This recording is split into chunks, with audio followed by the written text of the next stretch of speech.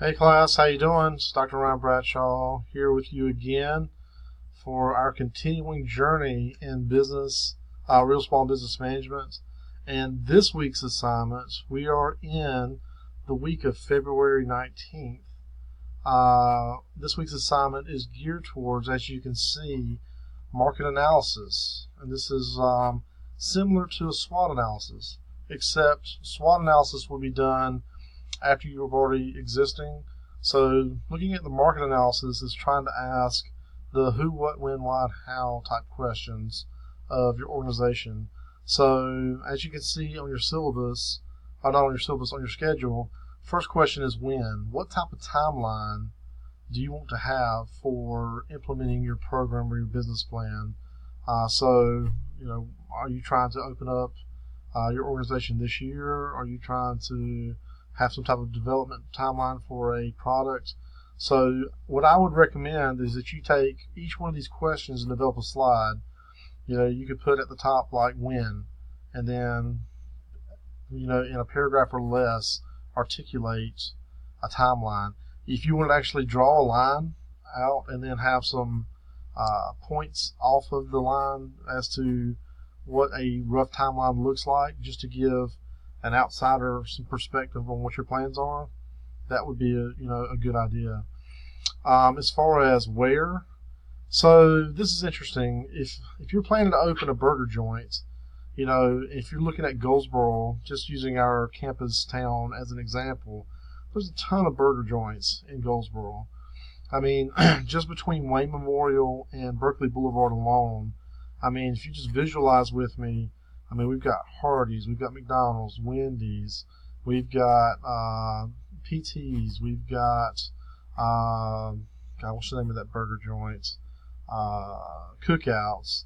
And aside from burger joints like that, there is light competitors, things like Chick-fil-A, there is Zaxby's, just on and on, numbers of competitors in that market.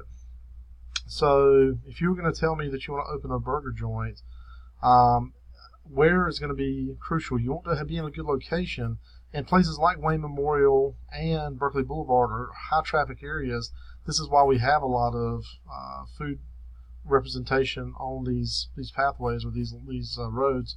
But you want to justify why that you want to go in that location. So when you pick your location, you really want to have some justification behind it. I'll give you an example. Another student had talked to me about.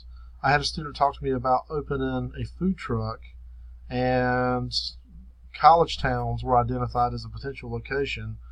And the reason being, the food truck is mobile, and college towns have a ton of foot traffic, and so you could find a location to park your food truck in a college town. Even though college towns have a ton of competition, your food truck can give you some different opportunities. If one location is not working out, you could scout a different location and potentially find a better location to put your product. So think about that and really try to justify the where behind where you're going to go with that product or service. How? A little more complicated. So you want to try to explain in a concise paragraph how you're going to make this thing happen. Like, if you don't have all the how worked out, let's say that your first year you're going to spend developing the product or service, even if it's in small scale.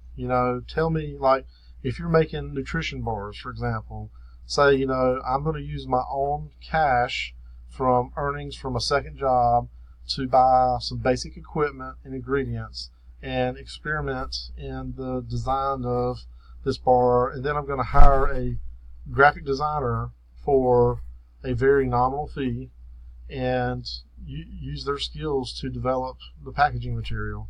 So you want to identify how this is going to happen, no matter what it is. If you're going to open up a nail salon, talk about how much money it's going to take to rent the building, how much it's going to take to fix it up and get your image and all that stuff ready to go, and just explain to me and justify the how it's going to happen.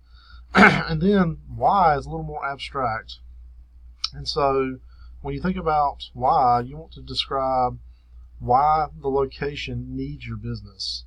So if you've ever taken one of my seated classes, I talk about several examples of businesses that I think are bad fits, and or just doesn't seem like a good business that has a lot of long-term sustainability. In my opinion, just my opinion, I don't care for businesses that don't have wide appeal. So if your business is very niche, meaning that it's only going to appeal to 5% or less of the population, I think that's an uphill climb. You can still make money in niche markets, don't get me wrong. There's still money to be made out there, but I prefer to stay in the areas, in the realms that apply to everybody. Food service, everybody's got to eat. Automotive, everybody's got a car and needs a car, some type of transportation. Things like that. Not necessarily those two realms exclusively, but you get the point of mass appeal products and services. So, that being said, you want to describe to me why your business should be in business at all in the first place. Really think about this and try to sell me on the why behind your business. Why does this business need to exist? Why does the market need this business?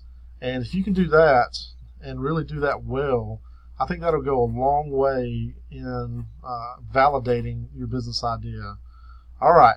So I would, just to recap, take 4 to 5 slides, concisely answer those 4 questions or so. The one I'm missing is who, but we know who. The answer to that is you, so you don't have to answer that. But the when, where, how, and why, you need to be able to answer that in about 4 to 5 slides. Keep it concise and really make sure you articulate and answer the question, okay? If you have any questions at all this week, don't hesitate to reach out to me, and I hope you have a great week. I'll talk to you soon, okay?